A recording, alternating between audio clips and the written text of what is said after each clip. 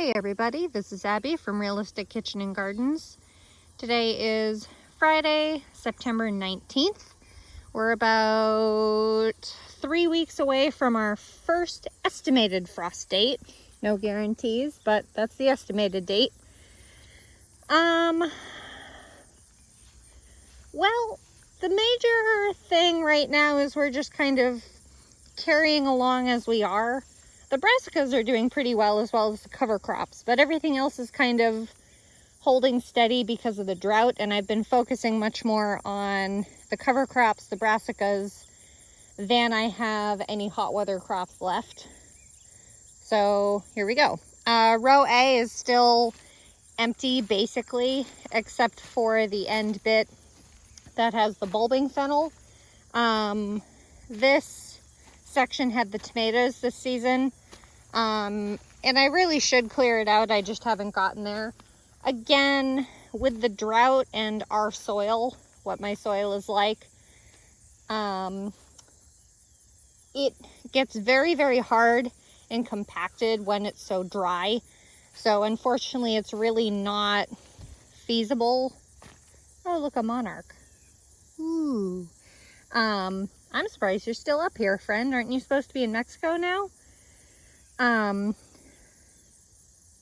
So with the soil getting so hard and compacted, it's very difficult to be able to really dig out weeds and things. So they're just kind of gonna wait till a good rain, which hopefully we'll be getting, I think, in a few days or so. Currently we are in the condition of abnormally dry, not true drought in my area. There are areas of the state that are in true drought, but so this is the first thing that's really in this row that's really doing what I need. This is Florence bulbing fennel. The foliage is looking good. These will bulb up and you treat them more like almost like a root vegetable kind of thing. We really like it with onions and pork. So I seeded out, I think, 16, and I only have these 3 and then that, excuse me, 1 straggler. All the others died off, probably because of how hot it was when I seeded them out. And then I attempted to transplant out some nasturtiums, which this time of year is very silly, and trying to transplant nasturtiums in general is goofy. That monarch floating around. Butterflies are kind of funny because they can't fly through the gaps of my fence, but they can certainly fly high enough to go over them, but sometimes they'll act like they're trapped in here until they decide to take a rest. Anyway, moving on. Row B, this is all blue ribbon. Half of it is blue ribbon heading broccoli, and the other half is groundbreaker cover crop. So I have this shade cloth on because it's been in the mid 80s this week and I've been watering about every other day with what I can, but these guys are looking pretty good. I do have some cabbage loopers. I did do my first application of BT, that bacterial spray that you put on, and it affects caterpillars. It doesn't affect the eggs. It doesn't affect, obviously, the moths themselves. But so you have to reapply it every 5 to 7 days. I bought both the concentrate and the and a spray bottle. The spray bottle came first. The concentrate hasn't come yet, so I'm just kind of waiting. But this shade cloth is not meant to keep insects out, obviously. It's more just to cast some shade to keep the temperature a little cooler. This is a 30-foot long piece of shade cloth, so I guess I have more like 32, 34 feet of my brassicas, but just to help keep the temp down. And then this is groundbreaker mix. It's a mix of radish, groundbreaker radish, field peas, and Oh, the name just went right out of my head. Nope, no idea. I did finally figure out that it's not a rabbit in the garden, it's a woodchuck. And the woodchuck actually had been, it had dug a hole against our foundation in our house, or for our house. It didn't go under it, luckily. But we pulled out, we removed the covering that he had tucked his house under, and I haven't seen him, and I haven't necessarily seen evidence of him again, but all this poop that I thought was rabbit poop and all the little nippings that I thought was the rabbit, I think was the groundhog. So hopefully that's said and done. This is one of the patches. This is the beginning of row C. This is one of the patches I really need to dig out and put some ground cover in, or cover crop in. Probably the groundbreaker mix, because this little section was rather compacted. This was where the celeries were, and they didn't do super great. But you can see a number of butternut squash in here. The vines just have gotten so long, and I'm basically just waiting. So that one's ready to go. You can see how nice and dry the stem is, brown the stem is. So we're getting there. There's another one here. The stem is still pretty, get out of here. The stem is still pretty green, so I'll wait on that one a bit longer. That one doesn't get a lot of sun. Early jalapeno, I haven't done anything to. It's just doing its own thing. And then right behind it is Emerald Towers basil. One of the other gardening pages I happen to follow and all that, she was talking about the fact that she really liked Emerald Towers basil because it doesn't flower. And she's right. None of mine have flowered either, which is really impressive. I don't mind basil flowering because so many beneficial insects like it and pollinators like it, but whatever. If you want it, then that's a decent Genovese type. The seeds I got, I think, are from Pine Tree Seeds. They're a nice little company. And then red burgundy okra. I wanted to say orange jing, but that was last year. I haven't had the time to harvest, but they're still producing pretty well. It's going to slow down if you stop harvesting, but these are definitely ready to go. I haven't grilled any okra this year. The okra just took so long to come into season that I basically am just chopping and freezing it to be used in gumbo. And then, is this it? No. These are the bell pepper plants. I've talked about it time and time again. I'm not going to repeat myself again today. But they're a lost hope in my mind this year. I should probably just cut them down rather than have them waste their energy on it, but that one looks pretty good. Giant red Ozark variety. I have no hope, mostly because of the drought. And the okra has gotten so big compared to the peppers that I think the peppers are too overshaded to really get the sun they need. And I'd rather keep harvesting the okra than trim it back so far to let the peppers do well. And I mean, we only have 3 weeks left. The pepper itself will probably not ripen to red until later than that. So whatever. But I've been really happy with this variety of okra. The plants are nice and stately and quite ornamental, all things considered. Thai Moon and Vesuvius Thai Chili. Obviously, I've planted the red ones. I do have 2 plants of these, but I don't... The other one, I guess, is just taking a tumble and not doing well. This is a lemon basil. Lemon or lime, one or the other. A citrus basil. And then that one weird... there's 3 pepper plants right here. But that one weird pepper that I left from that pepper debacle that I haven't harvested. This half row is where all the cucumbers were. This is another row I really need to tear out and put cover crops in to help. This section this end section never really had plants in it, cultivated plants, because I was expecting to do multiple succession plantings to get more and more cucumbers based on how I harvested last year, or based how I grew last year. But this year was so crazy with how prolific everything was. I ended up cutting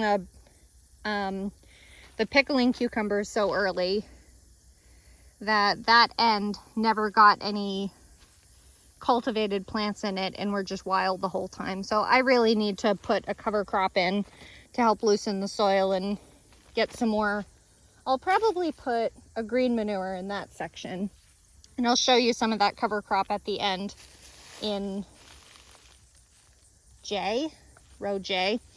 Hannah's Choice Cantaloupe is producing a second flush pretty evenly, actually. So there's 1, 2, that's probably the biggest, 3. I just saw one up here on the trellis. Where was it? Well, 3, 4, 5. There's another one right behind it, 6, pretty small. 7, 8. There's one there, 9. That's a watermelon. 10. I swear I saw another one on the, oh, there it is. 11.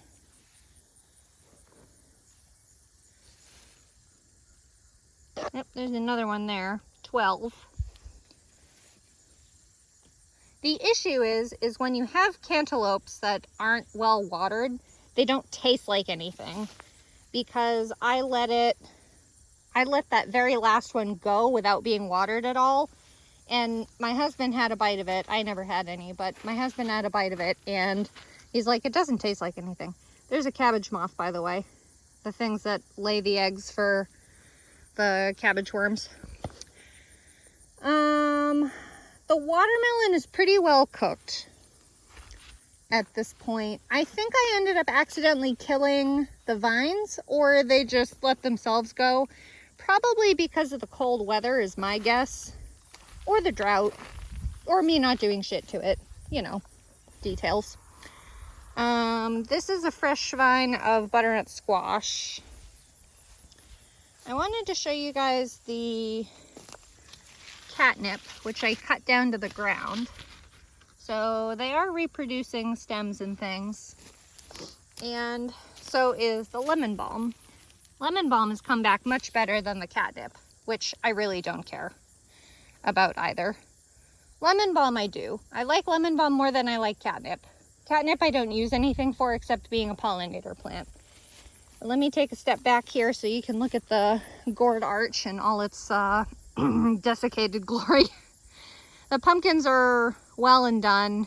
And then there's the 2 vines planted up here are Ceres butternut squash, which is a new variety to me. And then the 2 vines planted in that panel are Waltham butternut squash, which is the tried and true for me. I think my last count was 44 fruits amongst the 4 plants. So we'll see how they ripen.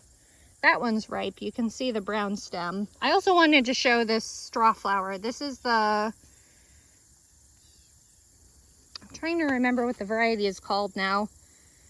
I want to say purple red. Well, this is the purple one. The red one is over in the red patch of flowers that I was calling my rainbow, but it's mostly red. This is probably a Ceres based on how nice and long the neck is. Waltham has a much more, like this. It has a decent neck, but this is probably a Waltham, which is much more typical of it. This one's, get out of here. This one's much more ready, closer. But it has a nice color, but it's kind of like an even shape to it. Not like that one, if you can see it around the leaves. That has a little bit of a bulb, but a nice long neck. Where this one is kind of 50-50, but it's all the same kind of cylindrical shape. But I mean, this is the bulb, so when you're harvesting a butternut squash, you basically cut just above the bulb, and the solid part of it is up here. So you get a completely solid piece of flesh, basically, and then you have the bulb that has the seeds in it. So to each their own. I mean, last year I grew the minis, the honey nuts, and they don't store very well, but they're tasty and they're nice individual size. Where Waltham and Ceres are one of those varieties that if you need a lot of actual squash meat, like this has a nice long neck. This is the bulb right here, and then you have more than double worth of neck, a little bit more narrow. I do like Ceres, and they're also still alive, assuming this is Ceres. Let me track this vine real quick. Where's your, okay, there's your stem, going up, going down. Oh, that might be a Waltham. Let's see. Let's see. That's definitely a Ceres. Where's the first Waltham? That's another Ceres. Let's track this one. Yes, that is definitely Ceres. Okay, that's gonna be a complete pain in the ass to figure out when I have to harvest. Anyway, one of the joys of trying two different varieties of, well, again, Waltham is a tried and true for me, but that's one of the downfalls of growing two different varieties and basically trying to record like I do for record's sake.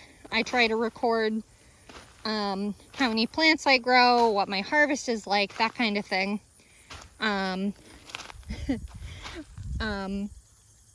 Butternut squash and that kind of thing are a little difficult because they just go absolutely everywhere.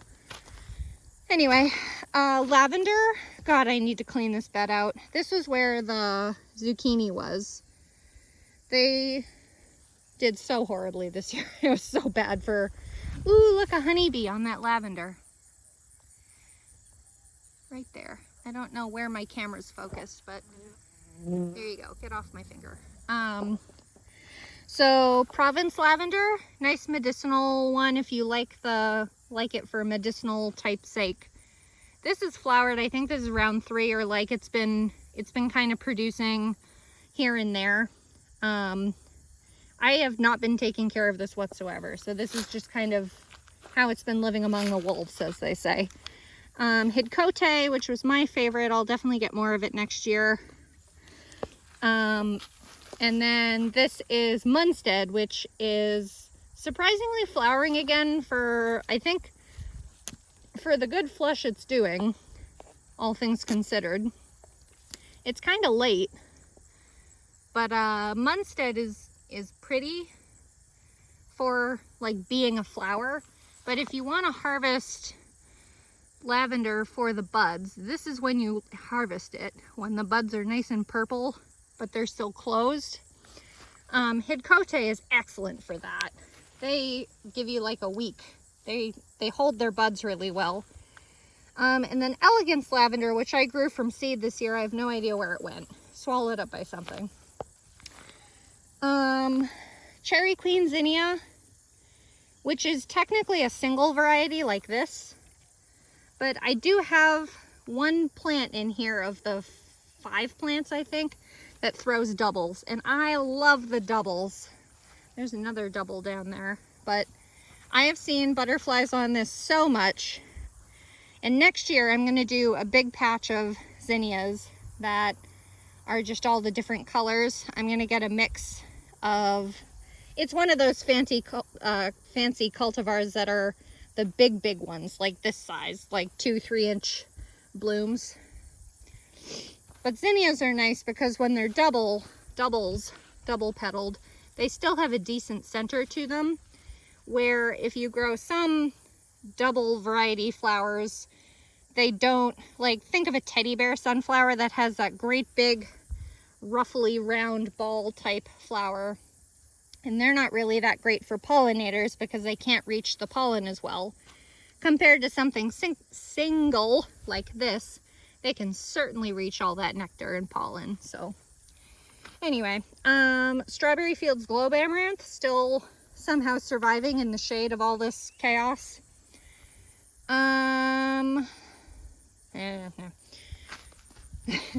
Orange Button Calendula still struggling on.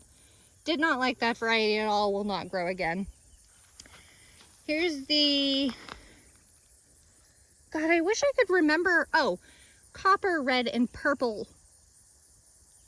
Copper Purple? Copper is the name of it, that's what it is. Here's a red one.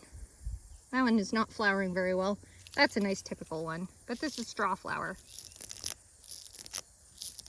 The petals are nice and dry, like straw, hence its name. But a lot of these are going to seed, and I don't think I'll grow this again next year. I only like them, like this is my favorite point of them, is when they're still a little closed up. This one's okay too, but when they get further through their flowering stage and into the seed stage, they just get ridiculously ratty. And I don't understand how people dry them, because it's like they just keep going through their stages. Like this is about ready to dry up. This has been fully pollinated and all that. So anyway, there's the lemon basil that seeded itself from last year. And then all this purple you see, not that, that's ironweed. But all this purple you see is one plant of wild violet petunia from Baker Creek Seeds. Excellent variety, will grow again as a good ground cover. What is this? Oh, it's a globe amaranth, dry flower. My very pitiful crop of Bolero Nantes carrots. Horrible germination. So I planted 4 rows. So 1 row, 2 row, 3 row, 4 row. And it didn't do well. And this was even pelleted seed. So, frickin' potatoes. You're gonna never leave me alone, are you? I should just dig you out and... It's probably a red potato from last year when I tried to seed out a second round, and they're coming back to haunt me.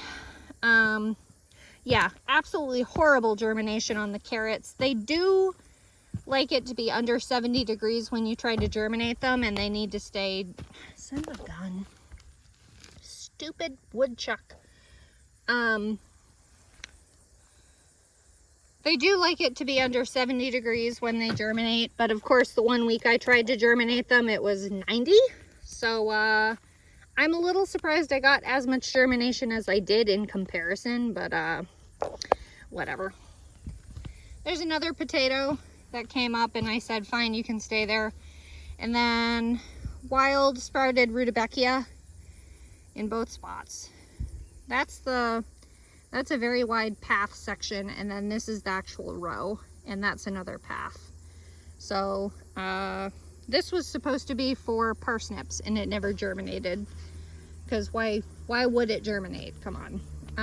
But wild rudbeckia, that's volunteered itself. And then I'll just do an about face, basically.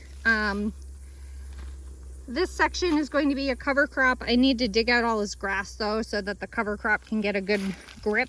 I'll probably do, I was going to do groundbreaker, but I'll probably do a green manure in here instead, because this patch had onions.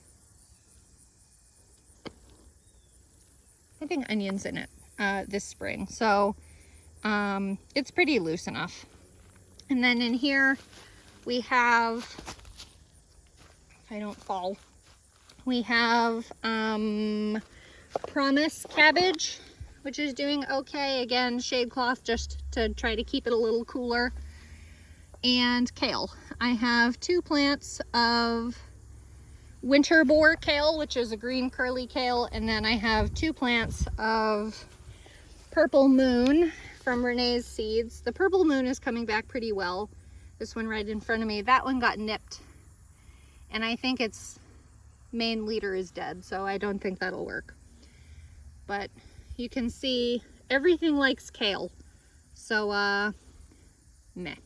Next year I may just do a fall direct sowing of kale and see what shows up.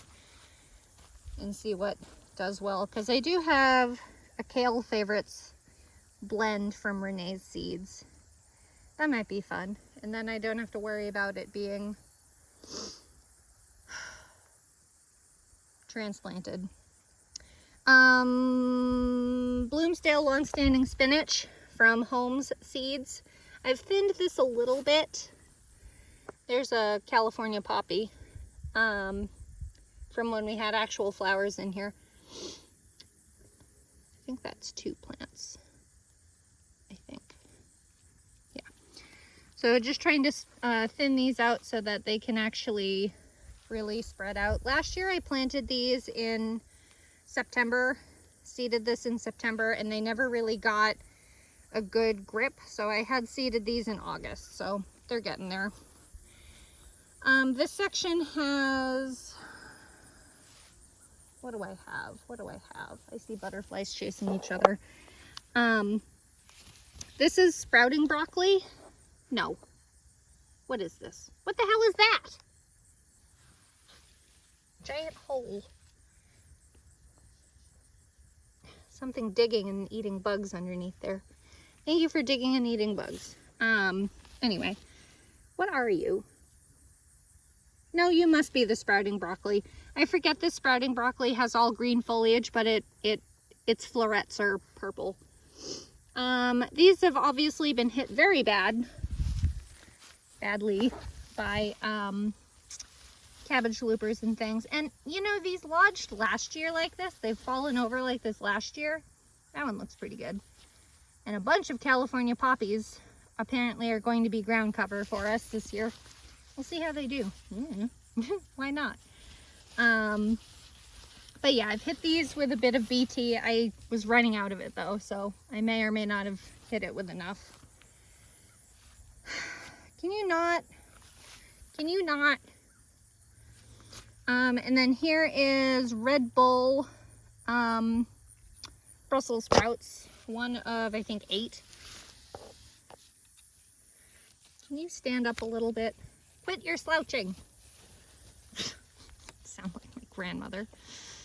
I am not left-handed, nor am I doing this well with one hand. Hang on, you're gonna have to look at the ground for a second while I fix this. Attempt to fix this. That's as good as that's gonna get. So there's 8 of each Brussels sprout. These will be ready in November, between Christmas or between Thanksgiving and Christmas. So they're getting there. These produce purple sprouts, as you can see by the coloration of them. And then I have, I think, 4 or 5. This is tiara cabbage. 1, 2, 3, 4. Tiara cabbage. They're doing okay. They have a little bit, or tundra. Is it tundra or tiara?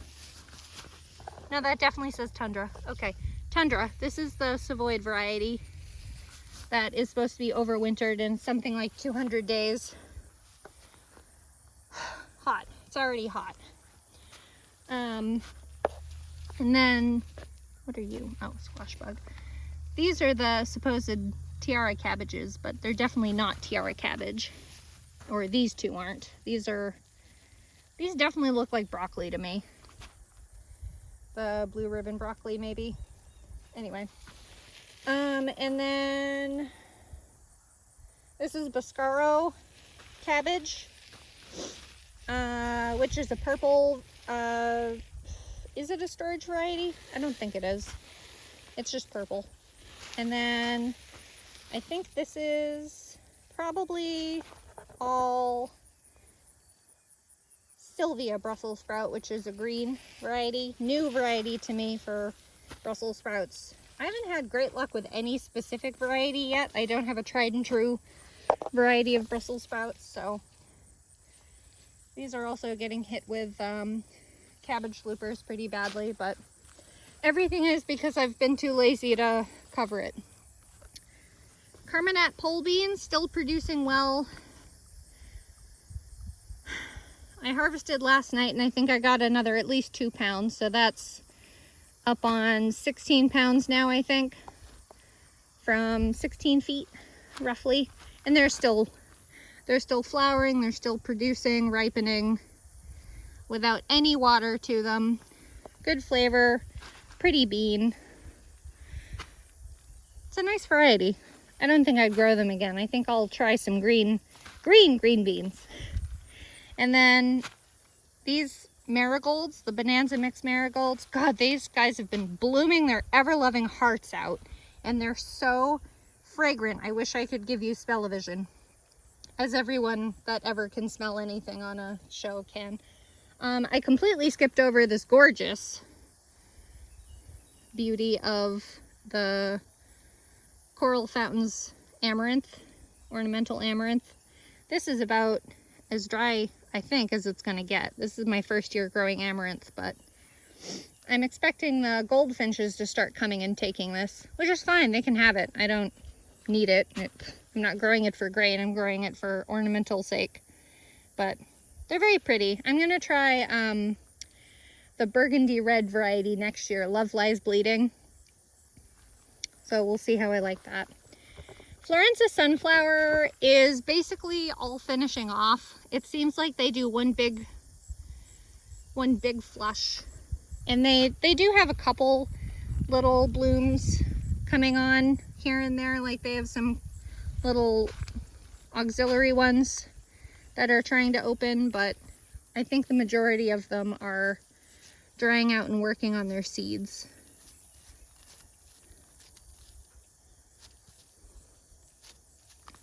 Wanted to show you the seeds if I can, but I don't know how ready they are.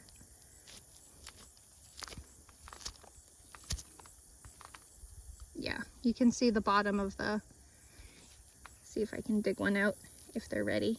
Oh yeah, they're nice and hard. Ta-da, a sunflower seed. That's how they grow, if you've ever wondered. They grow point down. So we'll see if I have any Florenzas volunteering themselves next year. But I'm sure the goldfinches will come and have an absolute feast on them. But Bonanza Mix, I love marigolds. They're so worth it to me. And then here's my 3 or 4 plants of Champion of England shelling pea. They're doing well. I watered them for the first time yesterday. But I love this variety because they hold they hold their beans out on the plant. Like, here you go. You don't have to look for me. Here you go. It's pretty great. I'll plant a big flush in the spring. And I think I'm going to do a cattle panel trellis just for peas, which feels a little single purpose, but it's going to be very helpful for me. And then the yard long beans are still dead and still there, and I haven't done anything to them. And then the peas, along with this last plant of Coral Fountains amaranth. Peanuts, sorry. Peanuts are still in the ground. They're starting to turn yellow. They're supposed to be harvested in October. So we'll see what I get.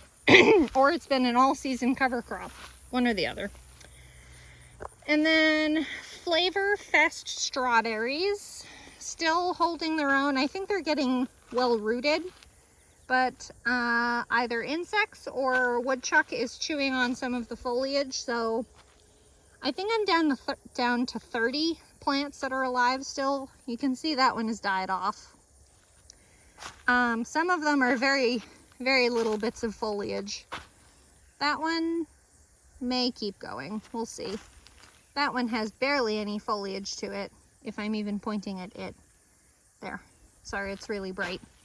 That one's another nipped one from that stupid woodchuck. I really need to get that gone. And then there's some mustard that volunteered itself from the seed that I grew in the spring.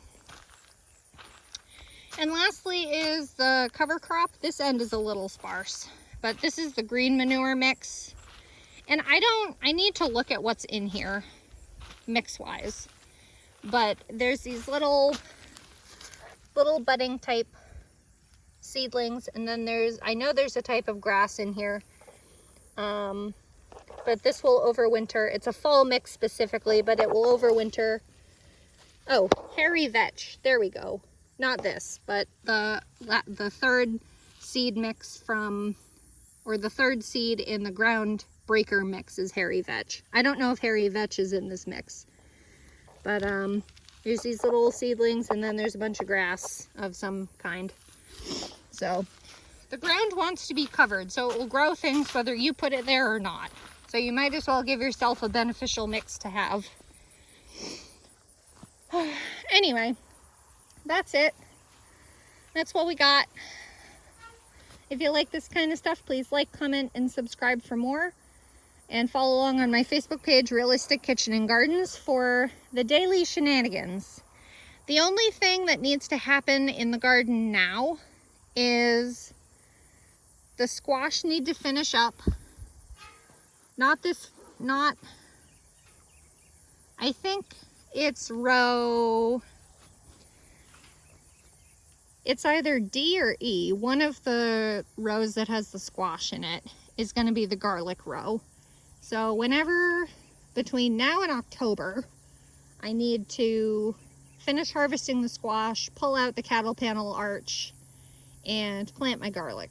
So I'm focusing on soft neck garlics this year, but I will still grow some hard neck because I can. It's mine.